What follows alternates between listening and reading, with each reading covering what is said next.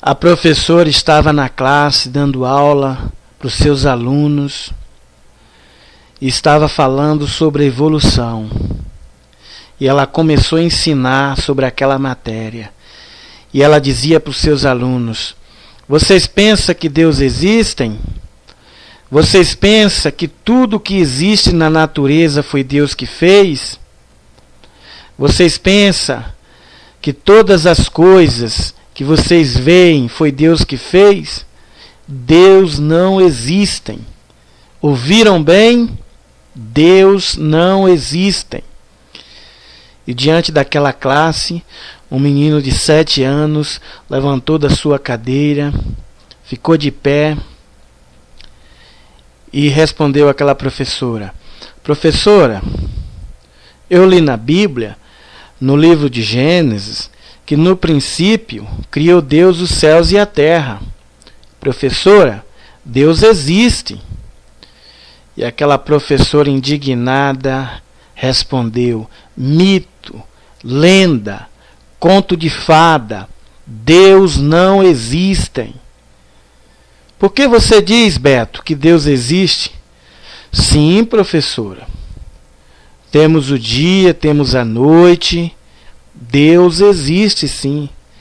E aquela professora disse: não se esqueçam disso. Deus não existe. E o Beto: existe sim, professora. Claro que existe. Aí aquela professora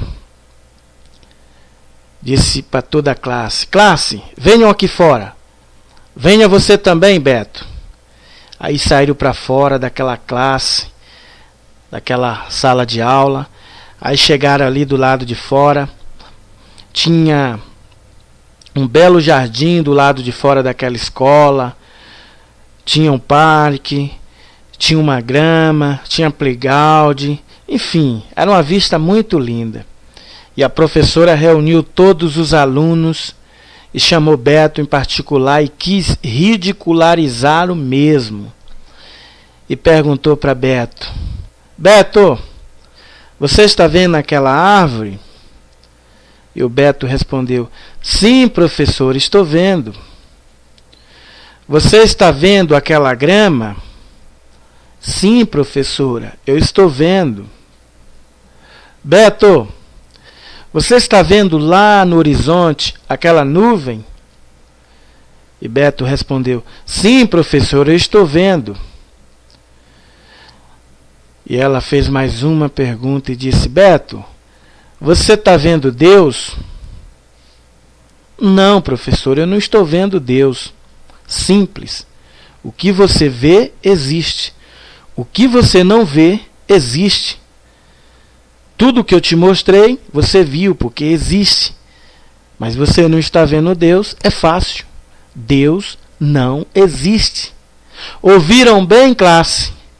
Guardem bem isso. Você entendeu, Beto? O Beto respondeu: sim, professora, eu acho que eu entendi. Professora, mas deixa eu fazer uma observação aqui com os meus colegas. Posso?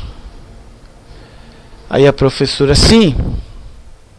Aí Beto, diante dos seus colegas, perguntou: vocês estão vendo aquela árvore? Aí todos os seus colegas em coro responderam: sim. Vocês estão vendo aquela grama? Sim. Vocês estão vendo aquela nuvem? Sim. Vocês estão vendo o cérebro da professora? E todos os colegas de Beto em coro responderam: não. Então, acabamos de concluir que a nossa professora não tem cérebro.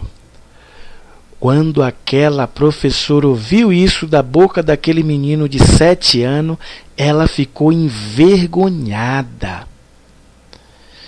Porque de onde poderia sair tanta sabedoria da mente de um menino de 7 anos? Só poderia mesmo vir do Espírito Santo de Deus.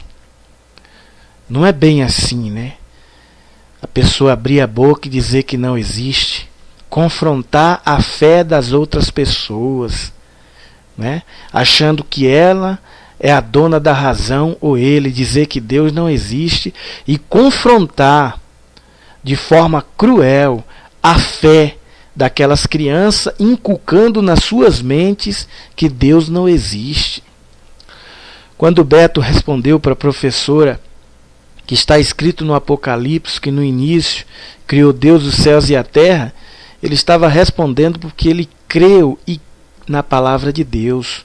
Então ele tinha toda a razão de dizer que Deus existe.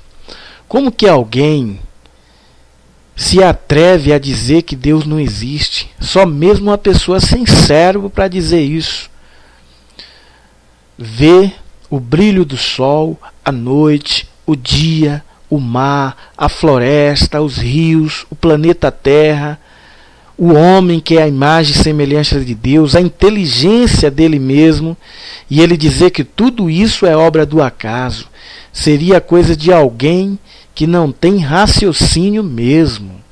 Aliás, ela tem raciocínio, claro, mas ela é uma pessoa ímpia e incrédula de dizer uma coisa dessa.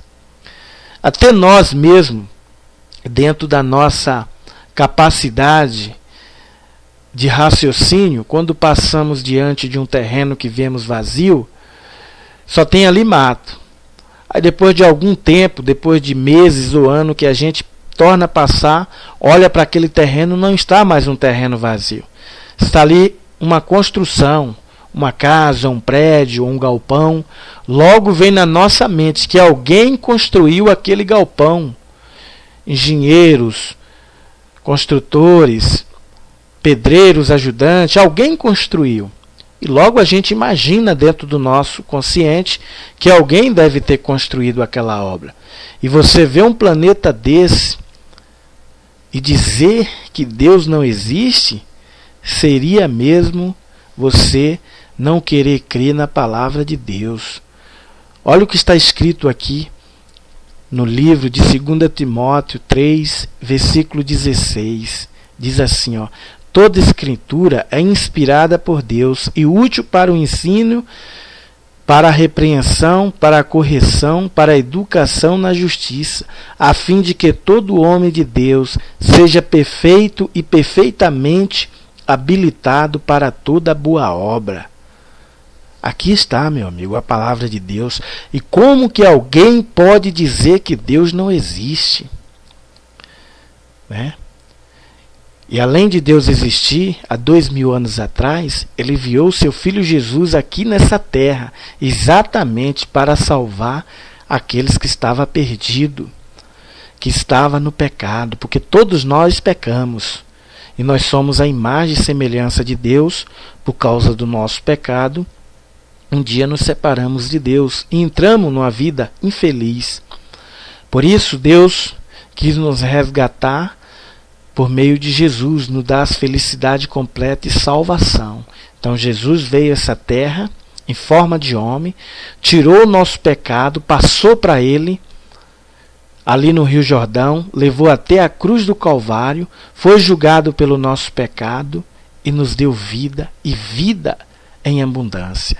Mas o que eu estou falando aqui de nós, é nós que cremos. Se você também crê que Jesus, ali no Rio Jordão, pelas mãos de João Batista, tirou todo o teu pecado, colocou sobre ele, levou até a cruz do Calvário e foi julgado, e crê no Evangelho da água e do Espírito, o Evangelho que ele ensinou a Nicodemos, aquele que não nascer da água e do Espírito não entra no reino de Deus.